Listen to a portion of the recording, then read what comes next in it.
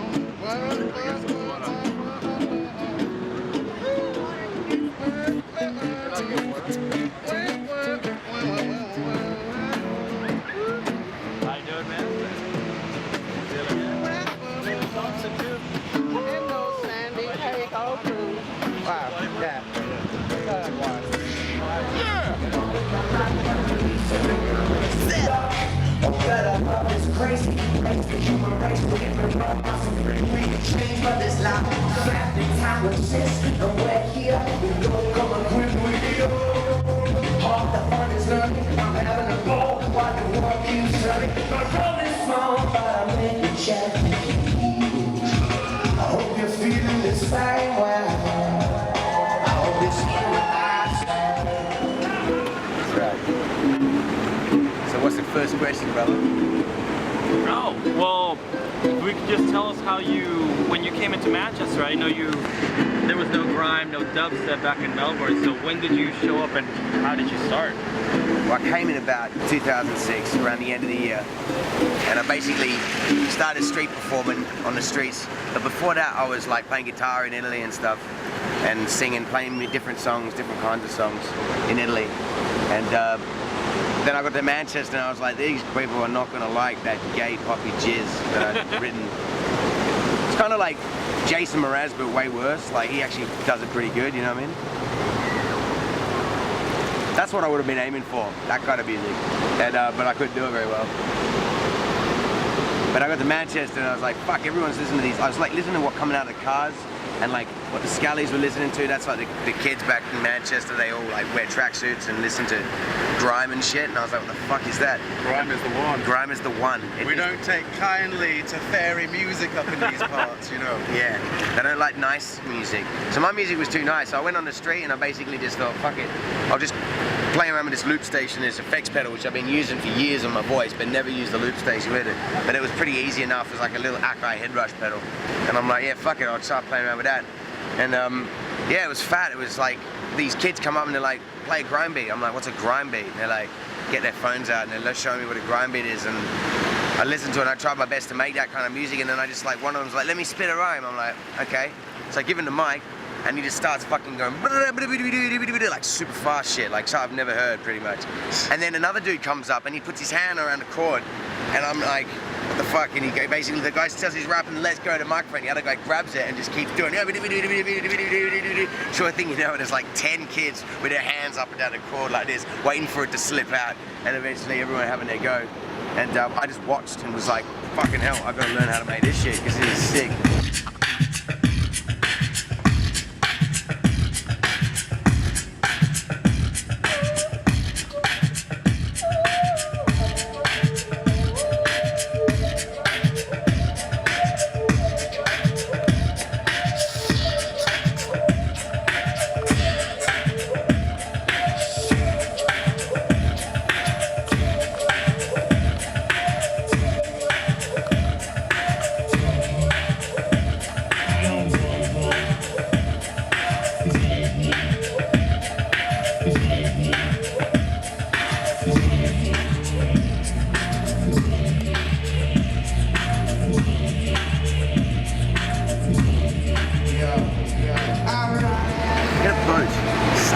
That's how we should do our next tour. Sailboat, we do busking in the middle of the ocean. I don't really like the water. Yeah, I'm a bit scared of the ocean too. But I don't know, what's worse, desert or ocean? The worst combination would be the ocean flooding the desert and then we're all in fucking trouble. Yeah. Chris Monkey from Snareophobe, by the way. Yeah. How did you two meet? In Manchester. On the street, pretty much. When he was doing this. And we went to a free party. I met you at a free party, and then you saw me and came out on the street. And we played the show.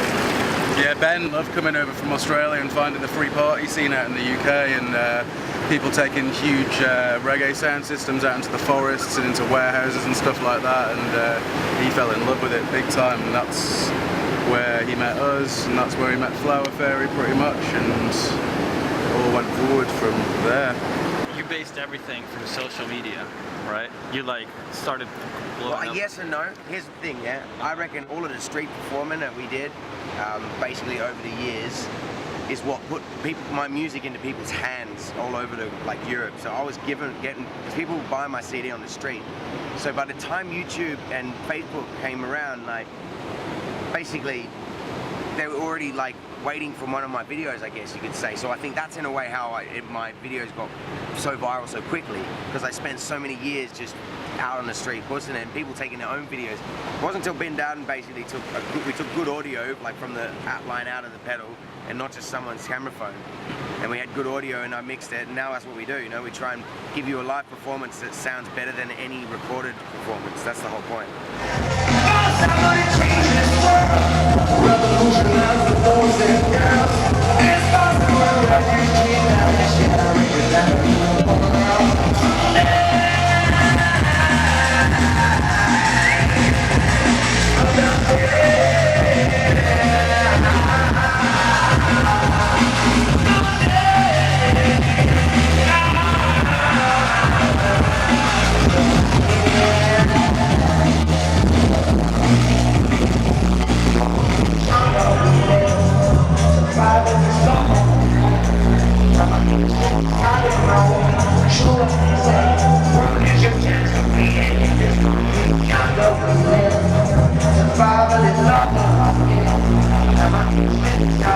How does it feel from going from literally in 6 years from street performing and, like you said, hearing grime for the first time to everyone knows, you know, you're like Dub Effects, you know?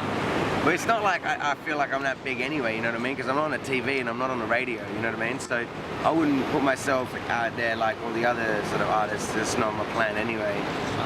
I just want to be able to make money and have a nice life doing things that I love and with the people I love, you know what I mean? And I don't need to sell more than what I would need to be able to do that. But at the same time, it's a struggle for everybody, man. It's hard times, but you know, we all fucking push through. It's all about positivity. That's the thing about singing and making music and singing songs, is that I go out in the street and no matter what the economics are doing out there, they still want to give me their money for a CD, you know what I mean? And anyone can do that, it's not hard. I did it, but loads of people doing it. After America, you're going to, you were telling me, India, and going back to, you're playing New Zealand and New Year's. Yeah, that's right. Not India, maybe next year we'll be doing India, Asia, a lot of Asian stuff. We're going to do a Snareophobe and me and Woodno as well. We're going to go do an Aussie tour, that's kind of coming up.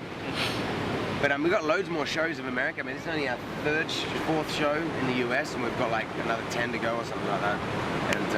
And lots of more street performing.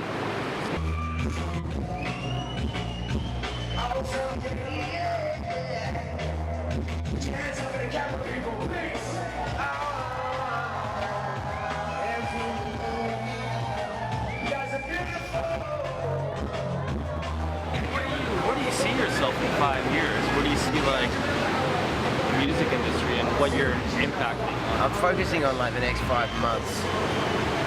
5 years is that like anything could go happen, you know what I mean?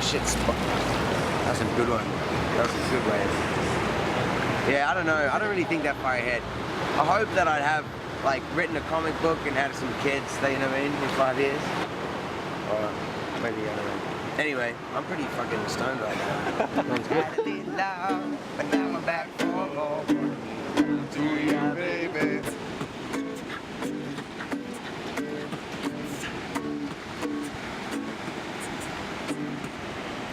Need some love like I did with you love before. It could be the Spice Girls, but you know. Yeah, that's right. Oh yeah. That's it. That's it. Spice Gals. Spice Gals.